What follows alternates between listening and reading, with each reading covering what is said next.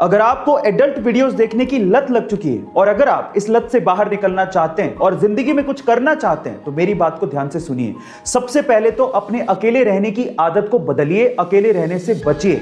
खाली दिमाग शैतान का घर होता है और जब आप अकेले रहते हैं तो ऐसे वीडियोस देखने के विचार ज्यादा आते हैं, इसलिए ज्यादातर समय अपने फैमिली के साथ रहिए। दूसरा, कोई भी रिलीजियस बुक को पढ़िए और हो सके तो पूरे दिन में एक बार कम से कम ऊपर वाले को याद जरूर करिए, जिससे आपको ये विचार नहीं आएंगे। और तीसरा, अपनी जिंदगी में अपने आप को एक लक्ष्य दीजिए और उसे पूरा करने के लिए अपने पूरे एफर्ट लगाइए। जब आप अपने आप को व्यस्त रखेंगे तो ऐसे वीडियोस देखने के विचार आपसे दूर चले जाते जाएंगे। एक 3.5 साल की बच्ची को क्या ही पता कि उसे अपनी जिंदगी में क्या करना है, लेकिन हर जगह एक्सेप्शन होते हैं। यह घटना है सन 2018 की, जब तमिलनाडु के चेन्नई में रहने वाली 3.5 साल की संजना को उस दिन कुछ बड़ा करना था और वो भी आर्चरी जैसे गेम में।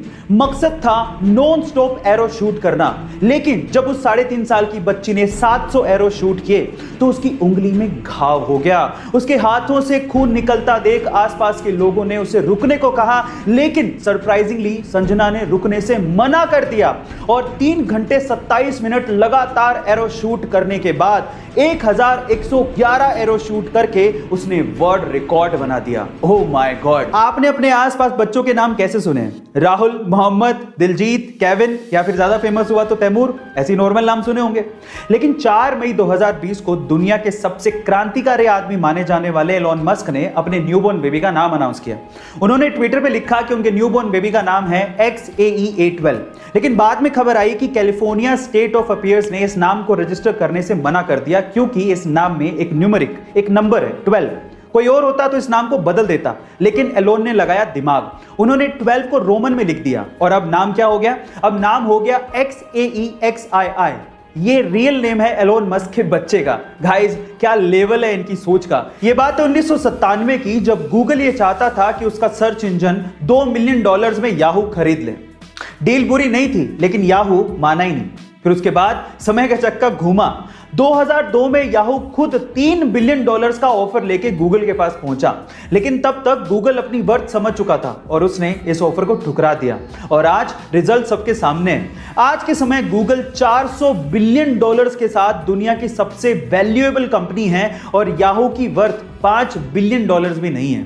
गाइस, इसीलिए कहा जाता है कि समय बहुत बलवान है, ये राजा को रंक और रंक को राजा बना देता है। वॉरेन बफेट, एक ऐसा नाम जिन्होंने इन्वेस्टमेंट के दम पर अपने आप को दुनिया भर के अमीर लोगों की सूची में शुमार रखा।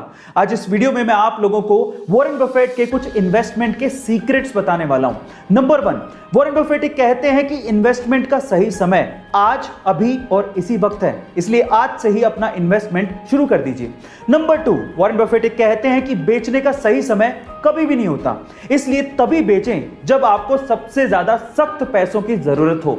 एंड नंबर 3, आप वहीं पे ही इन्वेस्ट करें जहां पर आप लंबे समय तक होल्ड करके रख सकते हो, और अगर आप लंबे समय तक होल्ड करके उस चीज को नहीं रख सकते तो वहां पर अपने पैसों को 10 सेकंड के लिए भी जाया ना करें। चाय एक ऐसा पेय पदार्थ जिसे इंडिया में नेशनल ड्रिंक की तरह माना जाता है और कई लोगों का तो दिन इसके बिना शुरू ही नहीं होता। मैं ठीक कह रहा हूं ना?